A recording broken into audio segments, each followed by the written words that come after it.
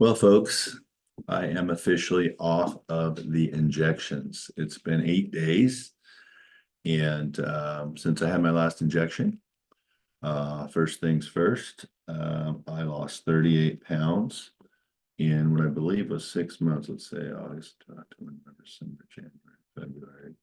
Yeah, so 7 months. Um, 38 pounds, and full disclosure. I plateaued at 35 about the week of Thanksgiving. I weighed in 35 pounds down from 253 down to 218. My goal weight was just to get under 210, just that one time, right? Just to get that one time under 210. Wanted that so much. Haven't done it yet, but I'm not stopping my weight loss journey. I'm just stopping the injections, and we're going to talk for a few minutes about why and what that means and why I'm not staying on it and how I plan on losing more weight, gaining muscle mass back, all those things. So I peaked out at 38 pounds this week as my lowest, 38 pounds down. So all the way down just under 215. My goal weight, like I said, was about 5 pounds more. But for 2 months, I didn't lose weight because I really wasn't trying, even though I was on the shots. I just kind of have a philosophy when you're on vacation or on the holidays, like you don't diet, you eat what you want. Now, I did it in moderation, so I really didn't gain weight, maybe just a few pounds Thanksgiving, a few pounds Christmas, but all off within a few days, just hit it hard for a few days. But that's lifestyle, right? That's what we've always talked about. Um, we want to change our lifestyle, and these GLP-1s are helping us not be hungry for as long as we need. Have I been hungry the last couple days? Yeah. Interestingly enough, 2 of the last 3 days around lunchtime, I was hungry, and I haven't had that feeling in a while. It's okay though. I now know how to handle it because I changed my lifestyle. Let me give you a few examples. I was an intermittent faster. I would not eat until noon, and it's almost programmed in my brain because as much as I love breakfast, like everybody else, I never really needed breakfast, and I never really had a huge breakfast. But on this Ozempic journey, if you will, I was on semaglutide. Um, I made it a point to have breakfast. And if I'm on the road, it's a Starbucks or in the kind of the Marriott lounge, I'll have a few scrambled eggs and a little shot of orange juice and maybe a hard-boiled egg. If they have Greek yogurt, that's my go-to, as a lot of you guys know that listen. Um, Greek yogurt, some blueberries or raspberries, and a little bit of oatmeal. And just so you know, that Greek yogurt, I think it's Chobani, that I eat 60 calories. You throw like a quarter cup of blueberries or raspberries in there, a quarter cup of granola in there, give yourself a little crunch, something to chew on. You're under 300 calories, having some of the healthiest fats, healthiest proteins, really good meal for your body. And at lunch, I just haven't been as hungry while I was on the injections. However, I did keep some of those protein shakes around, some of the GNC ones. I had some of the pre-shake ones. I had some of the powder. I had some of the other brands as well. But been doing those maybe once or twice a week when I'm having a busy day at work or something. And then at dinner, as I've always said, I really didn't cut down my alcohol intake by a lot. I did maybe in spurts here or there, just when I wanted to kind of stimulate my weight loss. But, a cocktail or two, maybe three in one night, but sometime between dinner and bedtime, is what I had. And I still lost 38 pounds because at dinner, my wife and I will split a main dish. Or I just wasn't eating a lot. And sometimes that's what's cool is by the end of the day, when you want to splurge and treat yourself, I just wasn't hungry. And we'll see if that's still the case, right? So 38 pounds down to 215. Lifestyle changes, guys. I'm trying not to intermittent fast. We had a whole show about Starbucks having a number of different breakfast items worth 300, a number of lunch items that are 400 or 500 calories or less. So minus the preservatives, Starbucks can be a real boon to you. And remember, if you forget your wallet, you can eat at Starbucks too because they have the app, right? So I had a whole show on that. If you missed it, look it up, check it out. It's actually some good stuff. I promised I'd bring you along on my journey. My wife's gonna wind hers up here in a few weeks too. Why did I go off of the shots? Well, there's a couple reasons. Like I said, I really haven't lost much weight in the last 3 months. And I actually started having some blurred vision a few weeks ago. And it was right after a stomach bug was going around. And it was just for like 15 or 20 minutes at a time I'd get a blind spot, which hasn't happened to me a lot through the years. But I've had rapid deterioration of my vision over the last year. And my eye doctor told me that actually can be um, normal when you have rapid weight loss. Your vision gets a little worse. And so I'm trying to get to the bottom of that.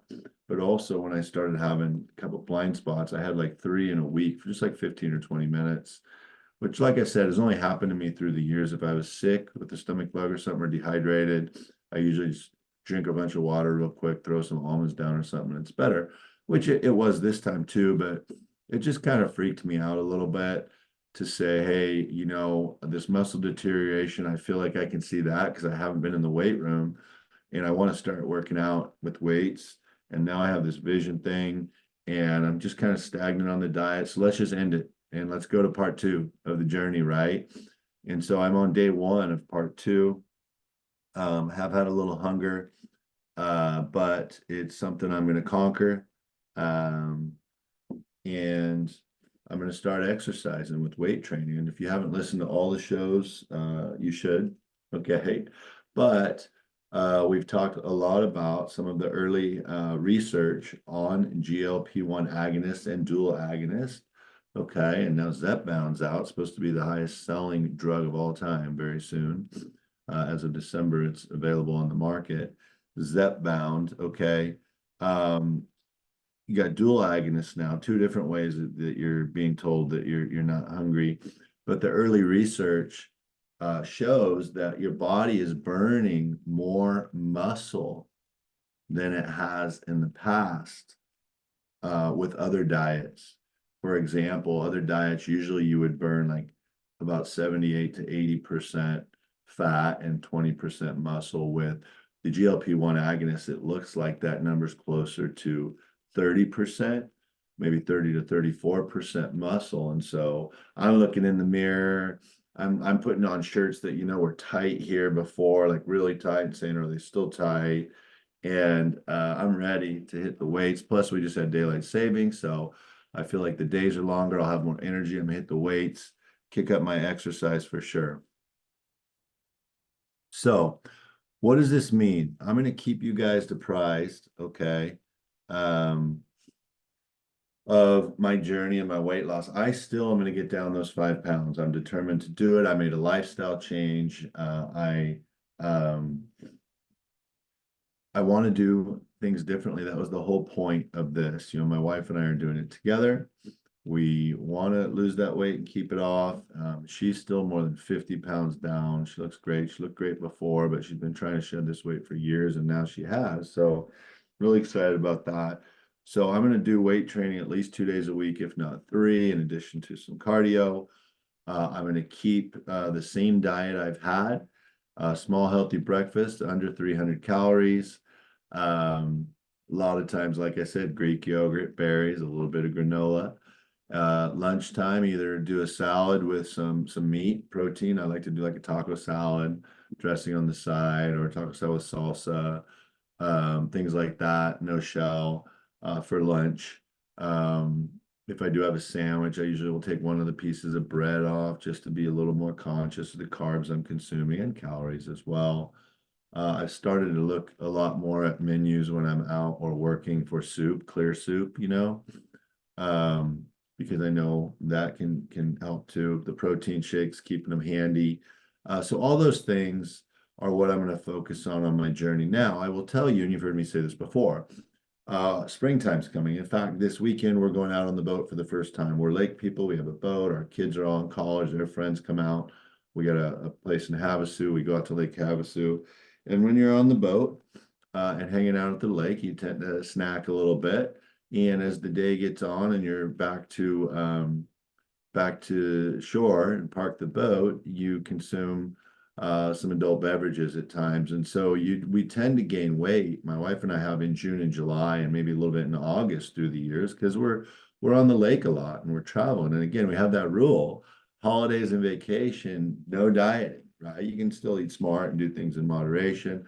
But when I'm at the lake, I'm at the lake, right? Drinking a lot of water. And as the day goes on, some adult beverages. So guys, thanks for coming along on this journey with me.